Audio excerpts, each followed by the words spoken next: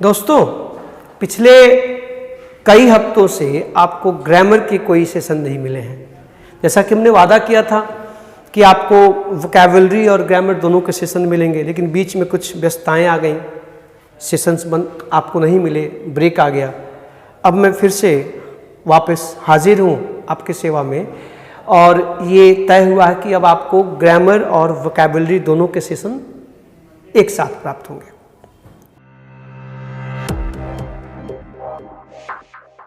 तो ग्रामर में मैंने जैसा कि प्रॉमिस किया था कि अब बहुत से बच्चों ने दूर से कहा कि हम लोग जो दूर हैं तो हम क्या करें, हम कैसे पढ़ें। तो मैंने फैसला किया कि अब chapter wise day by day आपको रेगुलर सेशंस प्राप्त होंगे, ताकि आप घर बैठे नोट्स बना पाएँ, चीज़ों को कर पाएँ, जो समस्याएं हैं उसको कमेंट बॉक्स में डाल के पूछ पाएँ, आपकी समस्याओं का समाधान हो सके, इसकी कोशिश होगी। इस क्रम में मैं शुरुआत टेंस से करूंगा, क्योंकि इंग्लिश ट्रांसलेशन को लेके बहुत समस्याएं बच्चों में होती हैं। तो टेंस की शुरुआत जब की जाएगी तो आपको ये बात पहले समझनी होगी। आज मैं सिर्फ आपसे बात करने के मूड में हूं, कुछ चीजों को समझनी जरूरी है। आपको लगता है कि आप टेंसेस को पढ़ के ताते ती, थाते थी, गागे गी, रहा रही रहे, चुका चुकी चुके इनको देख लेते हैं तो शायद ट्रांसलेशन आ जाए। एक चीज़ और है, सिर्फ हिंदी की बात क्यों, आप जिस भी प्रदेश में रहते हैं, जो भी आपकी लोकल लैंग्वेज है, उनसे भी ट्रांसलेशन करना आना चाहिए। अगर इंग्लिश में, तभी तो अंग्रेजी का ट्रांसलेशन आता है, कहा जा सकता है। हिंदी के वाक्य तो हम कर ही लेते हैं, लेकिन भारत में कोस कोस पर पानी बदले, चार कोस पर बानी, तो हर बानी, जिस बानी को, जिस बोली को आप समझते हैं, उसको इंग्लिश में ट्रांसलेट कर पाए तो फिर मजा है। क्योंकि हर भाषा में ताते ती, थाते थी, गागे गी, रहा रही तो होता नहीं है कि नहीं। जैसे हमारी भाषा भोजपुरी है, तो हमारी भोजपुरी में कहाँ ताते ती है। अब हमारे यहाँ आप कहते हैं जाओगे हिंदी में, हमारे यहाँ जइब, तो एक ही चीज है, दोनों का अनुवाद होगा विल यू गो। अब अपने शहर प्रयागराज में का कहत रहन, अर्थात क्या कह रहे थे, what was he saying. Bengal चले जाइए, आमी जाबो, अब इसका मतलब कि मैं जाऊंगा, आई विल गो, आई शैल गो, कुछ भी आप कह सकते हैं। तो कहने का मतलब कि आप देश के किसी भी प्रदेश, किसी कोने में हो, आप ट्रांसलेशन कर पाए, इसके लिए अपनी जो भाषा समझते हो उसे ट्रांसलेट करने के लिए आपको टेंसेज के यूसेस जानने जरूरी है। ध्यान दीजिए, टेंस का प्रयोग कैसे करते हैं, टेंस कौन कौन से होते हैं। तो ठीक है, आप जानते हैं कि एस लगता है, आईएनजी लगता है, सेकंड फॉर्म लगता है, हैज आपके बाद वर्ब की थर्ड फॉर्म, वो तो बताया जाएगा। That is the base. आपको लगता है कि बस ये फॉर्मूले पढ़ लिए जाए, ताते ती, थाते थी, रहा रही रहे, तो आपको तो नहीं आएगा। समटाइम्स आप जब वाक्य देखते हैं तो वाक्य दिखने में प्रेजेंट में होता है, बनता पास्ट में, होता फ्यूचर में है, बनता प्रेजेंट में है। अब मैं कार खरीदूंगा, इसका अनुवाद I am going to buy a car. अब आई शैल बाय कार आप कहते हैं तो लोग शायद नाक भौं कोड़े कि अच्छा अनुवाद नहीं है। तो टेंस के साथ टाइम का संबंध जब तक आप नहीं समझेंगे, अनुवाद नहीं होगा।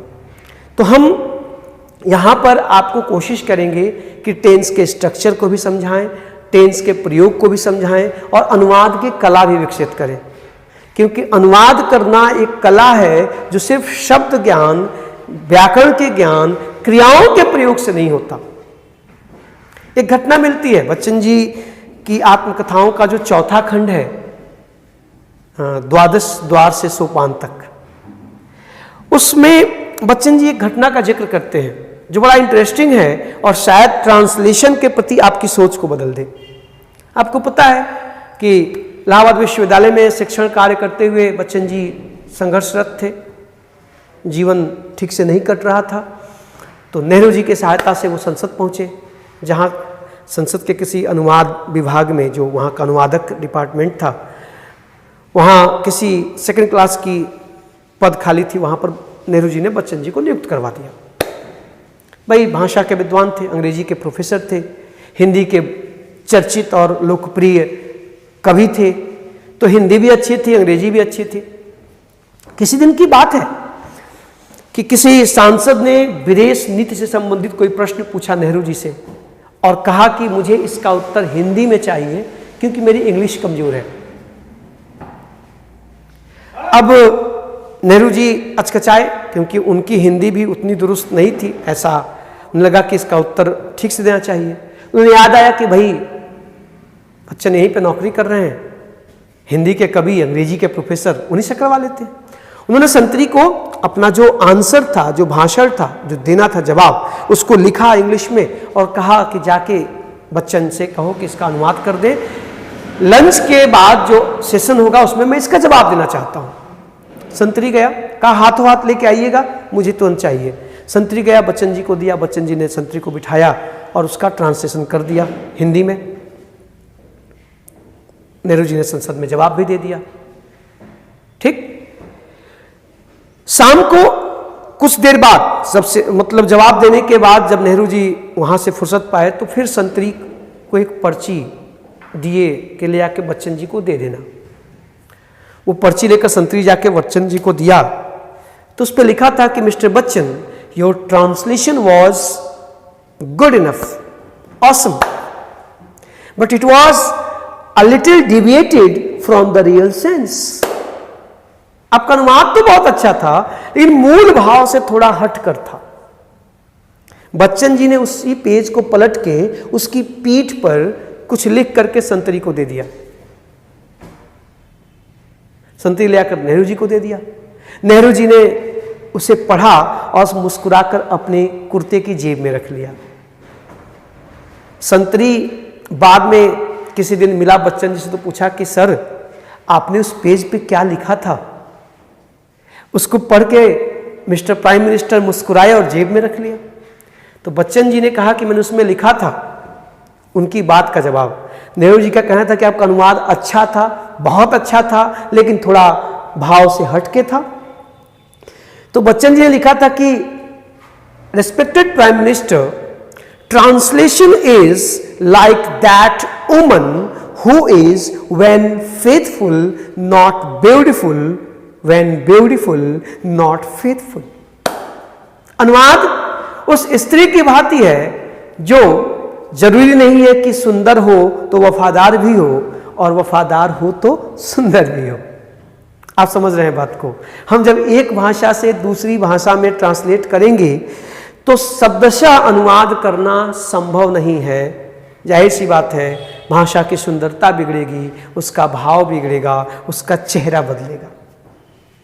तो ये जो सेशन मैं शुरू करने जा रहा हूं, जिसके लिए मैं आपके बीच हूं, यहां पर नेहरू और बच्चन के उस संवाद की भावना का भी ख्याल रखा जाएगा कि आप ट्रांसलेशन सीखें। ट्रांसलेशन इज एन आर्ट, ये कला है। ये सिर्फ व्याकरण के ज्ञान से, शब्दों के ज्ञान से नहीं, सेंटेंस के पैटर्न से नहीं, हमें कभी कभी भावानुवाद करना पड़ता है, सेंस का अनुवाद करना पड़ता है। आप समझ रहे हैं, तमाम लोकोक्तियां, कहावतें, उन सबको मिला के। लेकिन जाहिर सी बात है, ये सारी बातें अपनी जगह पे हैं। जब तक हम ग्रामर को नहीं समझेंगे, टेंसेस को नहीं समझेंगे, तब तक तो वो जो जिस कला की बात बच्चन जी कर रहे थे वो संभव नहीं है।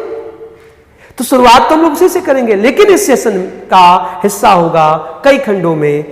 पहली चीज कि आप बेसिक चीज को समझे, टेंस के स्ट्रक्चर को समझे, टेंस की बनावट को समझे, फिर पहचान को समझे, फिर उनके प्रयोग, यही सबसे इंपॉर्टेंट है। तो आज मैं एक छोटी शुरुआत कर दे रहा हूं कि आप जब भी अपनी ग्रामर की बुक खोलते हैं और वहां जाते हैं, चैप्टर को देखते तो हमेशा वहां लिखा रहता है टाइम एंड टेंस, हमेशा टाइम एंड टेंस। कभी आपने ये सोचने की कोशिश की कि इस टेंस के साथ हमेशा टाइम क्यों लगा रहता है? हमेशा टाइम एंड टेंस इसलिए कि जब तक आप टाइम को कंसीडर नहीं करेंगे तब तक किसी भी टेंस में लिखे गए वाक्य की मीनिंग को समझना मुश्किल है दोस्त। आज के बाद कोई पूछे कि टाइम और टेंस में क्या डिफरेंस है, आज ये समझ लीजिए अच्छे से, फिर अगले सेशंस में हम लोग एकदम शून्य से लेकर शिखर तक की बात करेंगे। किसी ने आज के बाद पूछा कि टाइम और टेंस क्यों, तो ये मत कहना कि टाइम माने समय, टेंस माने काल, गंदी बात। ये देखो, आप जब टाइम की बात करते हैं तो टाइम वर्ब की मीनिंग बताता है। टाइम का संबंध किससे है? Verb, the meaning of a particular verb. Okay, और जब टेंस की बात करते हैं तो टेंस वर्ब की फॉर्म बताता है।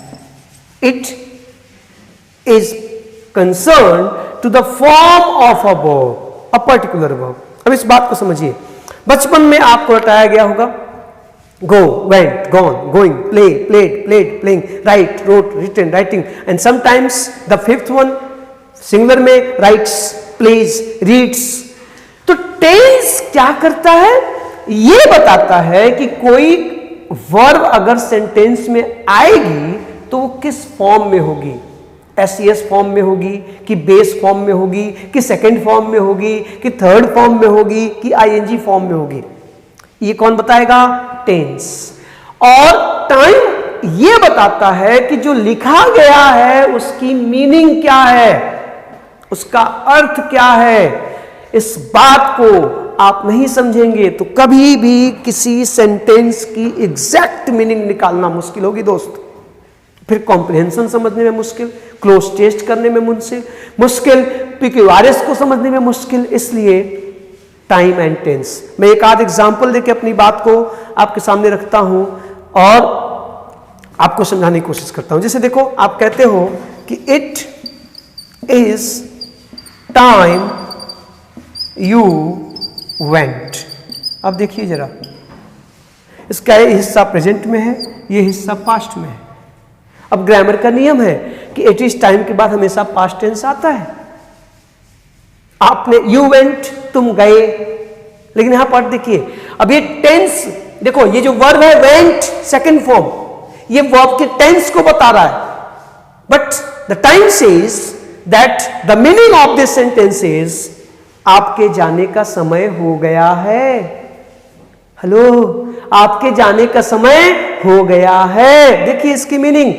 अब आप क्या कहोगे कि यहां पर इस वर्ब का जो टेंस है वो पास्ट है, but the time is present. ये वर्ब पास्ट में है, टेंस इसका पास्ट है, इसका टाइम क्या है? प्रेजेंट है।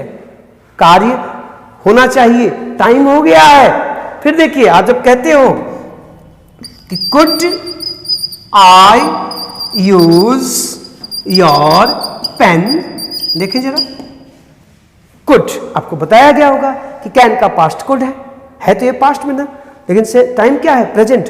Could I use your pen means कृपया आप मुझे अपनी कलम दीजिए, मैं आपकी कलम का इस्तेमाल करना चाहता हूं। आप रिक्वेस्ट कर रहे हैं, ये प्रेजेंट में है, ये रिक्वेस्ट है। ओके, तो इस तरह से साहब तमाम चीजें आप जब कहते हैं, एक और सेंटेंस लीजिए, मैं ऊपर लिखता हूं। आप जब कहते हैं कि I am going to buy a car, इसका मतलब क्या है कि मैं कार खरीद रहा हूं? बिल्कुल नहीं। इसका मतलब है मैं कार खरीदूंगा, मैंने फैसला किया है कि मुझे कार लेनी है। I am going to buy a car.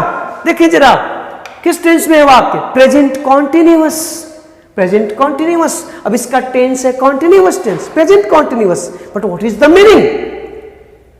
The time is future, कार्य हुआ नहीं है, होने वाला है, अभी होगा। तो ये देखो, टाइम एंड टेंस का संबंध, जब तक आप टाइम और टेंस को सिंक्रोनाइज नहीं करेंगे साहब, तब तक किसी भी क्रिया की मीनिंग नहीं निकलती। इसलिए आज के बाद कोई पूछे कि क्यों टाइम और टेंस एक साथ, तो कहना कि टेंस हमें यह बताता है कि हमें वाक्य में आने वाली वर्ब का थोबड़ा, पास है ना, उसका चेहरा कैसा होगा, गो होगा कि गोज होगा कि वेंट होगा कि गॉन होगा कि गोइंग होगा, ये टेंस बताएगा। But what we have said, what we have written, if you want to pick the meaning, you have to pick the time, you have to understand the time of the verb। कार्य कब होगा ये time बताता है, और यहीं से तो मीनिंग निकलेगी ना। और क्रिया कैसी होगी ये टेंस बताता है। इसलिए चैप्टर का नाम क्या? Time and tense. आज के बाद जितनी भी चीज आप जब कहते हो कि if I had a car, देखिए ब्यूटीफुल एग्जाम्पल है, if I had a car. देखिए पास्ट में है, हैड आया है, the tense is past. But if I had a car का मतलब आई हैव नो कार। काश मेरे पास कार होती, अर्थात मेरे पास कार नहीं है, I have no car. The time is present and tense is past. This is the relation between time and tense. So without time tense can not be explained, sentence की meaning नहीं निकलेगी। तो हम लोग इसी time and tense की light में आने वाले सेशंस में टेंसेस का स्ट्रक्चर, उनकी पहचान सीखेंगे और फिर उनके प्रयोग सीखेंगे और जानेंगे कैसे बड़े से बड़े वाक्य भी आसानी से हम ट्रांसलेट कर सकते हैं, न केवल हिंदी से इंग्लिश में, बल्कि अपनी भाषा जो आप समझते हैं उनके टेंसेस को भी समझना जरूरी है। तब आप एक अच्छे स्पीकर और गुड राइटर बनेंगे। मैं आशा करता हूं कि आप इस खबर से शायद थोड़े रोमांचित हो कि मैं चैप्टर वाइज, जब क्रम से एक एक करके चीज़ों को, अब जो सेशंस आएंगे उसमें नॉर्मन लुइस के उस किताब का व्याख्यान तो होगा ही, साथ में ग्रामर के भी सेशंस होंगे। और पहले मैं टेंस शुरू करूंगा, टेंस खत्म होने के बाद बाकी सारे पार्ट्स ऑफ स्पीच जितने हैं वो सब मैं अपने हम्बल वे में आप तक पहुंचाने की कोशिश करूंगा, ये आपसे वादा है। और आशा करूंगा कि जो अंतराल आया बीच में ये ना आए, इसके लिए एक बार फिर सॉरी। मिलते हैं नेक्स्ट सेशन में नए उत्साह के साथ, नई बातों के साथ। आप अपने राय जरूर रखें कमेंट बॉक्स में और थोड़ा सा चैनल को प्रमोट करने की कोशिश करें। ये कहते हुए अजीब लगता है, लेकिन अब जब बाजार है तो कहना पड़ता है। मिलते हैं नेक्स्ट सेशन में। Thank you.